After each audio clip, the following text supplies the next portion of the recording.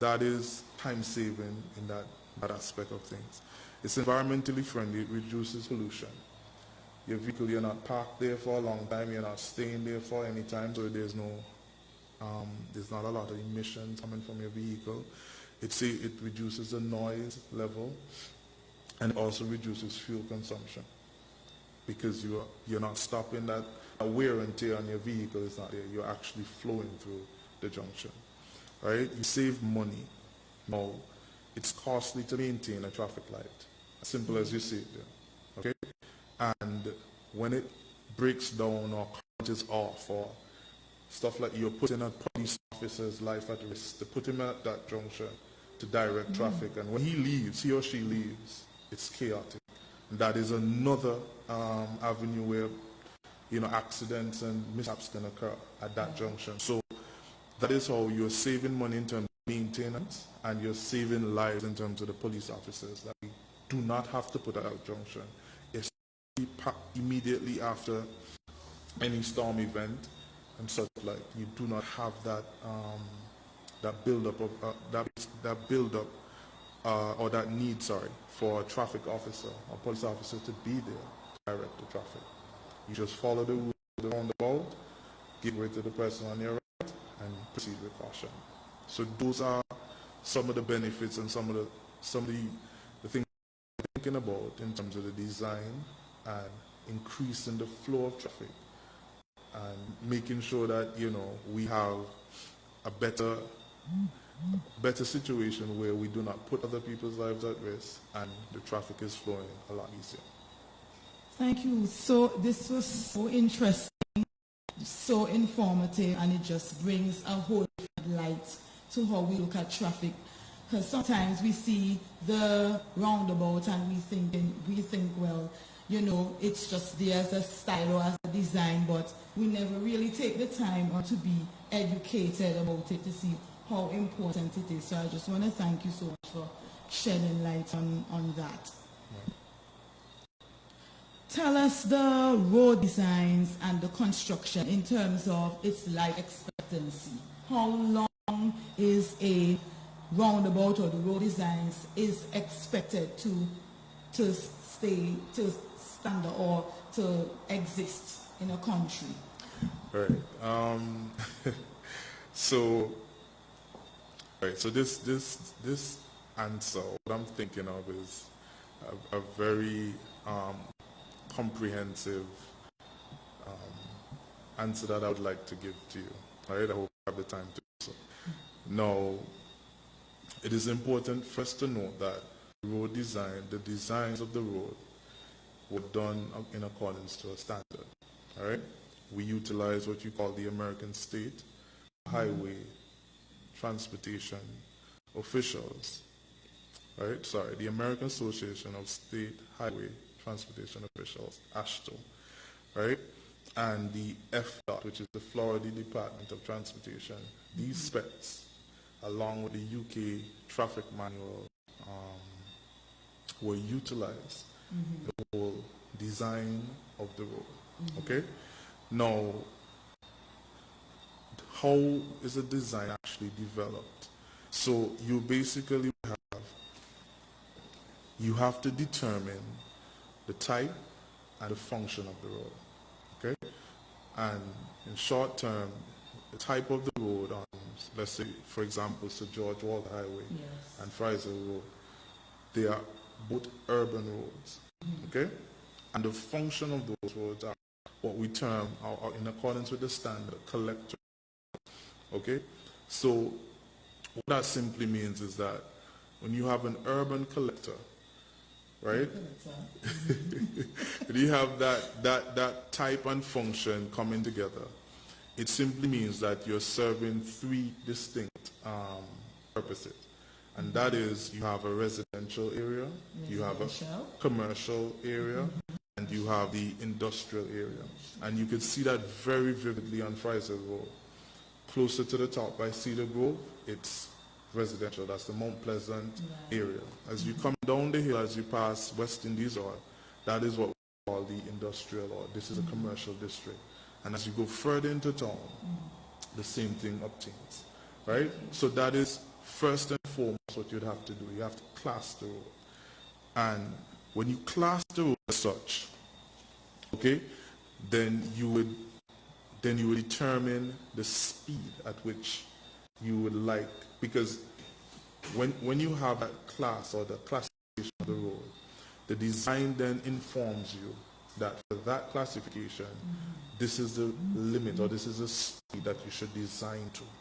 Okay, and then from selection of the speed, you would then have stuff like vertical grade, cross fault, super elevation, vertical sag, stopping distances, lane widths. All of that will come out of that selection of that speed. Okay? And one thing that I would like to just interject here is that, have a situation where some of our roads are classed as highways, right? Yes. But when you look into the standards and you realize a highway, the function of a highway is to basically get you from point A to point B, okay? With limited or a very reduced amount of stops. Yes. Avenue for you to stop. And you see that in the States, you see that in any other country you go to. When you're on the highway, you're on the highway. You're going from here to there. Yes. There may be some opportunity for you to come off at some point, but it's very limited. What we find with both George and Fraser Road, you have what we call in excess of 15 accesses per kilometer. And that is a high number of possible persons or motorists wanting to exit the highway. Okay? So that in itself helps you to consider the fact that you have to reduce the speeds, because when you increase the speed, you increase the stopping distance. And if at every turn somebody's going to turn, you don't want to be going 40, 50 miles per hour and cannot stop. So that is another consideration that's going into the design of itself. After that, you would consider the traffic analysis.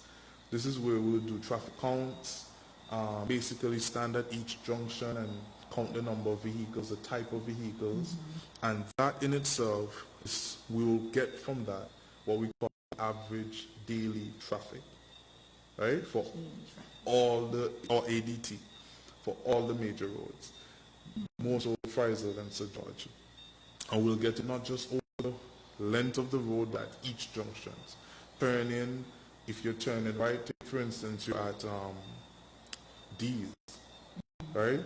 We'll understand how much vehicle is turning in Pickett's, if majority is going straight along Sir George, and the design will then capture and accommodate that, right? Just to give you some figures, for Fraser Road, there's over 14,000, the annual average daily traffic is over 40,000 vehicles on that road. Wow. Okay? For Old Palm Road, the number jumps up to 17,000. Right? So these are some of the things that we consider when we're developing the design. And that traffic information then feeds into the pavement design.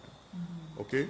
And the pavement design, I would like to say, is not just the asphalt on top of the road. That it's the actual structure of the road. We consider the pavement design, in my field, as the paint on your house. Okay? That wears. That generally goes over time. And you have to touch that up ever so often. Right? But the actual foundation of the road, that is the base layer, the sub-base layer, and the subgrade layers, that is the actual component of pavement design of the road. So that traffic data feeds into a calculation or figure that we're actually looking for, which is called equivalent single axle load, or ESALs, right? That gives us the amount of the loading on the road over that period of time. Okay, and that is how we design or develop our pavement structure. So at each layer, we'll know, okay, at the sub-base level, we want 15 inches. At the base level, we want 8 inches. And that layer, that structure, would tell you, okay, the traffic count or the ESAL figure can support that pavement structure for the lifetime over the road. Then you would move into what we call, which is another hot topic, is the hydraulic and hydrology design. That is where a topographical survey will be looked at, because you want to map the entire catchment area, right? But you want to understand how the water is flowing, and you want to understand the volumes of the water that's coming through, because you have to understand the roadway in itself is a passage, and the water does not just stop at the road. The water is trying to get to a point, and that's the low point within the watershed. So you have to accommodate that flow by putting in structures that could handle that amount of water or storm water. Right? So, and it's important also to note that we would have designed the roads to accommodate a 1 in 20 return period. Right? And in doing so, you have to understand the peak flows, and we generate that data from hydrographs, which is information we'll get from the Met Office, and basically we develop a precipitation levels over a particular, so that design storm, we have the peak flows, we have the rainfall data, and we develop peak flows, and that peak flow feeds into how much water is actually flowing. So you have to work with the Met Office. Yes, we do, right? I'm just giving you the backstory of how all of this come together to develop a road design, right? It's not just going out and just putting down asphalt. Yes. There's a lot more thought and a lot more, planning that has to go into this before you actually go out and even touch the road, right?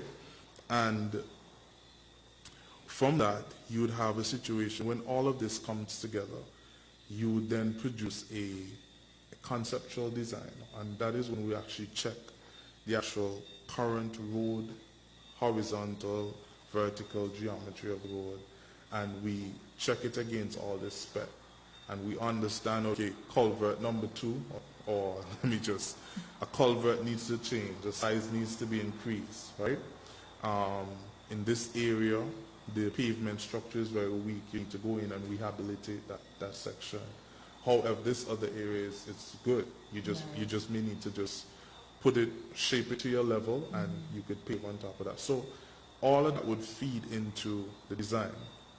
And now, in terms of your question, with regards to the life expectancy of the pavement structure, the design, when you run, and all of this is done in a software we call Ashtoware, right? So all of these figures, this data is put into this, and it gives you back a value.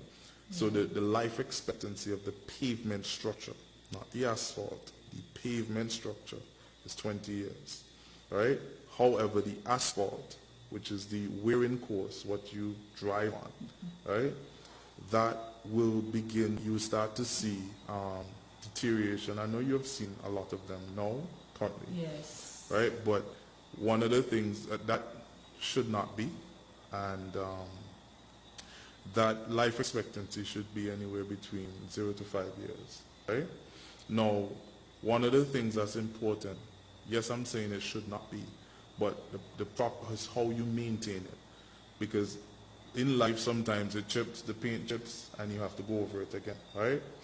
However, if you leave it out there for a long period of time and don't address it, then it messes with the pavement, the actual structure of the road. And that is where you get a lot of problems. So if I may interject here, how do you explain the potholes after there's an influx of rain, like they had the storm a few weeks ago? How do you explain the potholes that come after? Well, basically that is a normal occurrence in terms of roads. This is you come to expect that as you're building a road, right? And one has to understand too that the volume of water may very well be in excess of what we designed for. I don't know, but it may very well be. You understand? So all of those factors play into some of the deterioration that you're seeing on the road. But the key aspect of it is, how do you maintain it? Now, if you leave it, as I was saying before, and it messes and the water continues to seep through, get into the base, get into the sub-base, then we're having major problems. However, if you isolate and address, similar to how we do with COVID, you detect, isolate, and you do what you have to do behind the scenes, right? That is the approach, right? So if that is the approach of the contractor, even though you're seeing some patches on the road at this current moment, that is actually extending the lifetime of the road as we speak. Okay, so that is my take, or how I would respond to the whole development of the design and how it is expected to perform over a period of time. And the final thing I'll note is that the design captures not just traffic counts for today, but there's a 3% growth increase, right? So all of that is factored in. So over the next 20 years, with the traffic growing by 3% each year, that is captured into the design. So the loads, all of that is, and the climate resilient aspect of the road too. So when you have the peak flows, we would have increased the peak flows by about 10% to ensure that we're climate resilient. Okay? So these are some of the factors and some of the important things to note when it comes to the road design and its the life expectancy. No, it seems like it's quite a bit of work. So how long does it take before a road is complete? Like, for example, a highway, how long does a highway take to be completed? Well, a lot of these things that I explained a while ago are actually done in the background and are done concurrently. Okay? So do you work overtime like in the nights? Not necessarily. I mean, no. That's how I'd like to answer this one. The actual road completion deals with, there's a lot of other factors. Okay?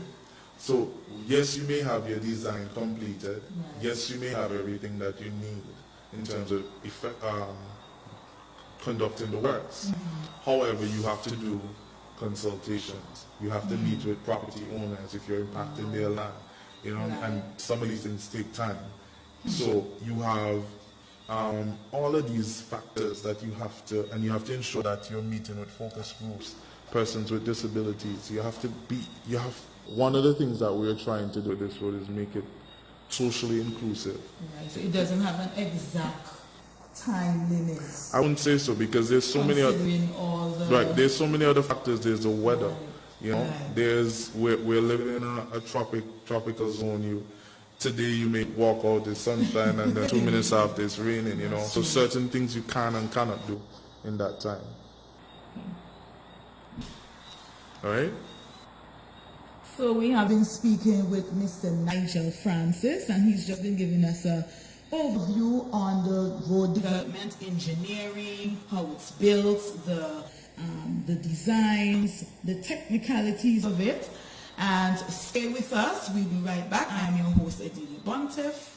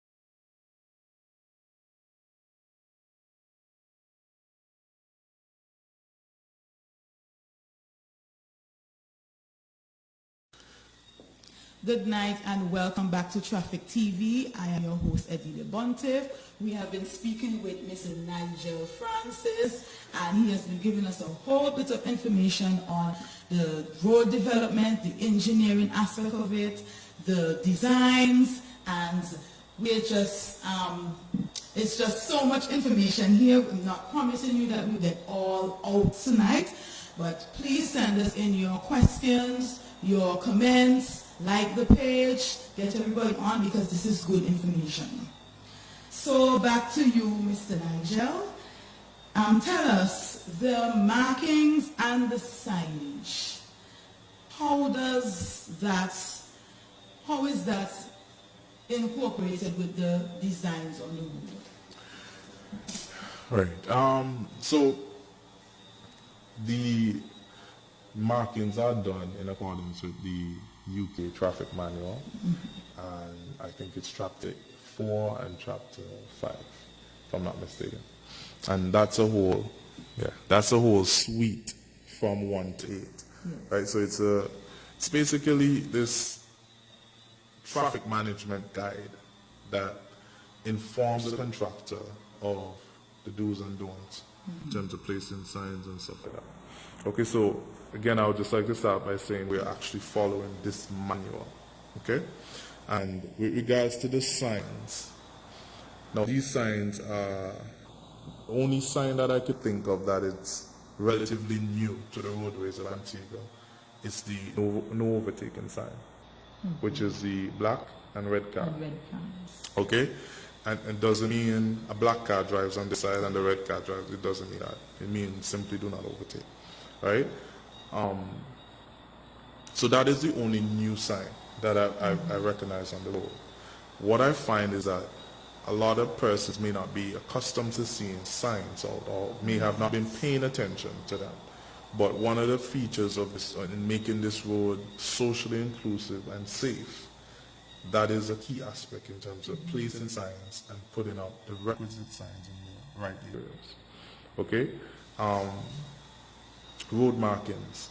Again, we are more or less accustomed to our white road markings on the roads that maybe have chipped a lot easily before, but it's the same road markings that we've been seeing. Double white lines are not new. Double white lines have been, I can call out many areas. Right, on Herbert's Main Road, you have double white lines. In terms of the dedicated right turning lane that you see predominantly on Fraser Road in the business sector. We have that on American Road, you have that on Factory Road. As you're coming out of Coronation Avenue, you have it as you're coming out of the street with Grammar School, right? These features are not new, right? So it's a bit, you know, I'm a bit taken back that persons are like, oh, how do I drive on this? Because the features are there on the road, okay? One of the new aspects, though, is the road studs or cat eyes, right? That lines the road for you. Then that's simply to guide the driver, to aid the driver in staying in his lane, or his or her lane, and to help you select where and when to make your turn, such like. So in a scenario where the road is dark and there's no lights, those cat eyes will guide you along. In a scenario where it's foggy or it's raining, you really cannot see, that light will guide you. Okay, so tell the audience, what is that upside down triangle at the roundabouts? Right. What does that mean? No, that is, you would see another sign right next to that that says the same upside down sign with the word give way.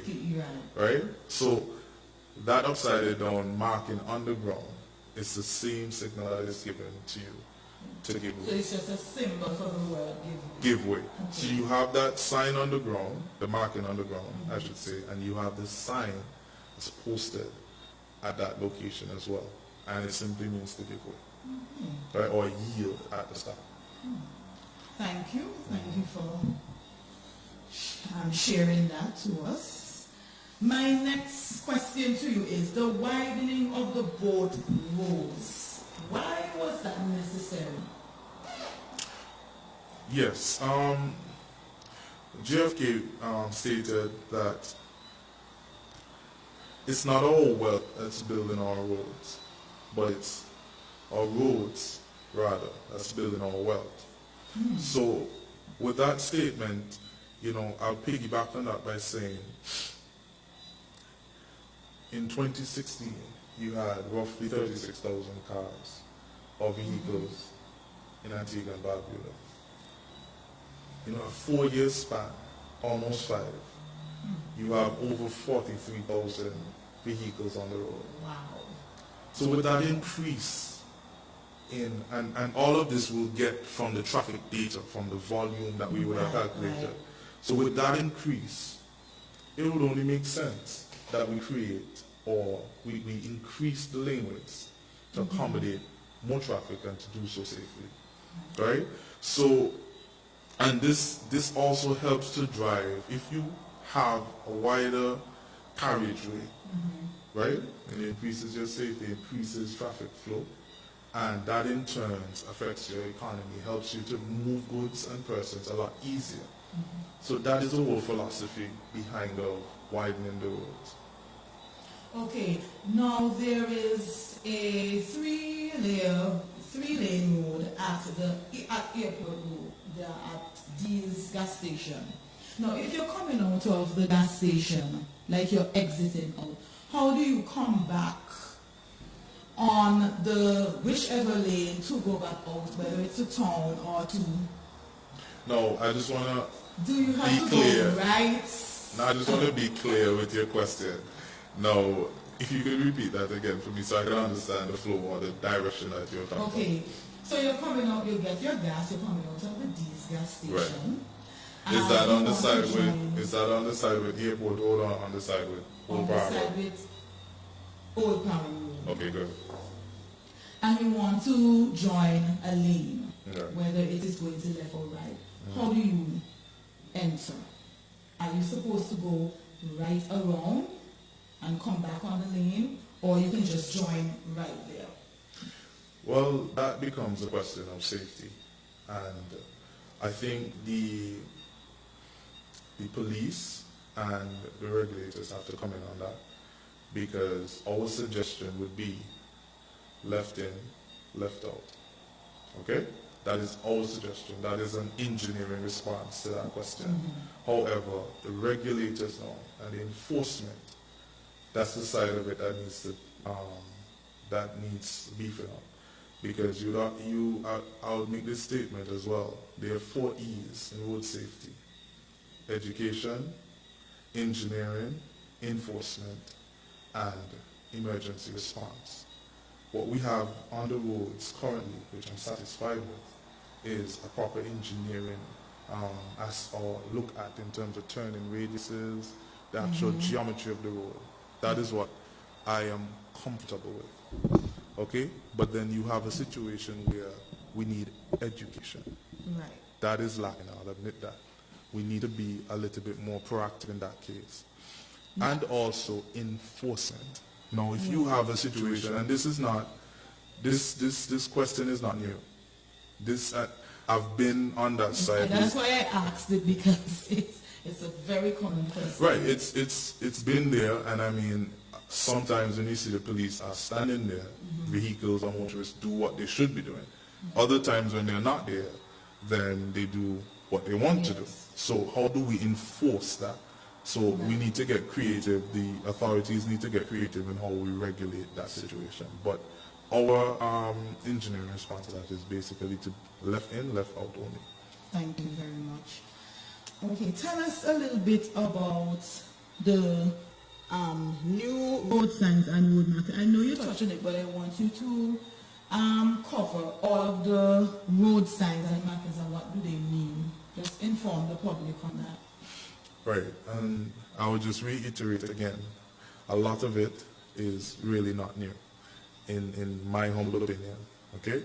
It's signs that we have, and I know a lot of our drivers, when they're doing the driving test, they would have gone through the highway code. Right. Majority of these signs, they're there, okay? So, one of the things that you're seeing is that which came out of our road safety audit, right, is that there's a lack of signage on the roads. So what you have now, it's what we would term as positive guidance for the road users, right? We're making the road that much easier to drive on in terms of knowing exactly what you can and cannot do based on the signage and the markings on the ground. Okay? So that is the whole aim behind of that. Now, you have pedestrian crossings, you have reduced speed, you have left curve ahead, you know, you have same stop signs, you have the yield signs, you have the roundabout signs, and when you drive around Antigua, and if you're actively paying attention, you would see these signs. However, these signs, because there's a constant need for improvement, right? Some of these signs are actually slightly changed over the past few years.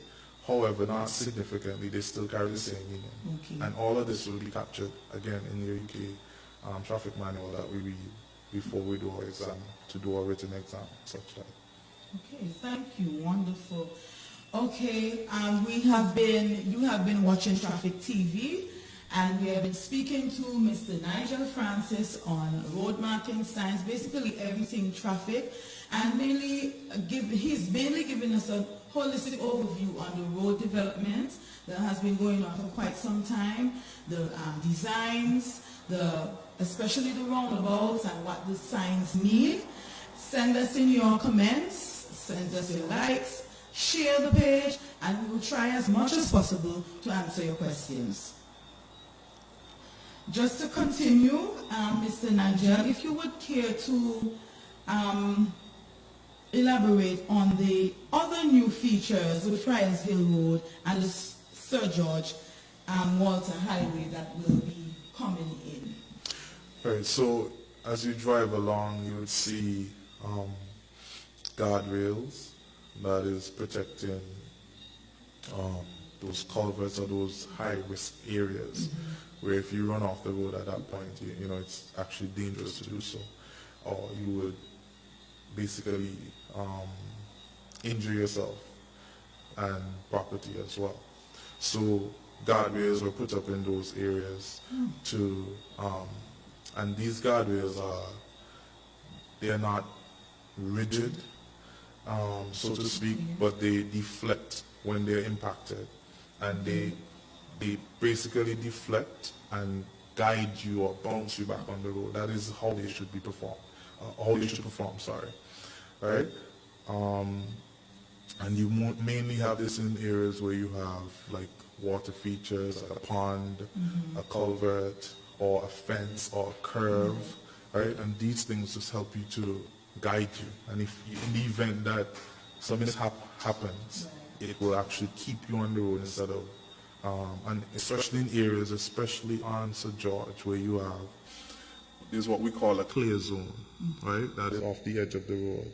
And it's normally between 3 to 5 feet off the road, you have that clear zone, right? It may be a lot more, well, the more the actual, the better, right? But what we have on the ground right now is roughly between that. And that is just so that if a driver does veer off the road, you want to give him enough time to actually get back on the road. And in areas where that is not possible, where trees are literally right on the road edge, you would have to protect that rigid object by putting in a safety feature like a guardrail. So that is one. You have the road studs, which we mentioned, or cat eyes, which is just a guiding mechanism for you. It helps to illuminate the road in the night, especially when, especially in this case right now where the street light has not actually been erected as yet. You could still be guided by these. You have pedestrian crossing and handrails, and pedestrian handrails in certain locations. And you have an ADA compliant bus shelter and sidewalks. And ADA simply means American Disability Association. So that is all to do with the socially inclusive aspects of these features. And at the end of some of these guardrails, or sorry, handrails. I should say handrails. You have brails. Okay, that is to indicate to the somebody with a specific impediment or disability that you have reached the end or you've started the sidewalk. You see these yellow features on the sidewalks. That is and you see how they are ramped as they get to basically to a junction. Right, it's not the full 6 inches all the way around. You ramp or taper it off to the road. All of that is by design. All of that is to accommodate the persons with disabilities. That's a signal for them. So these are some of the features that we have.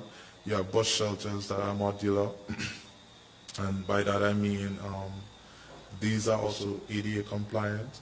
And a modular design it's very easy to replicate. It doesn't take a lot of manpower to set up.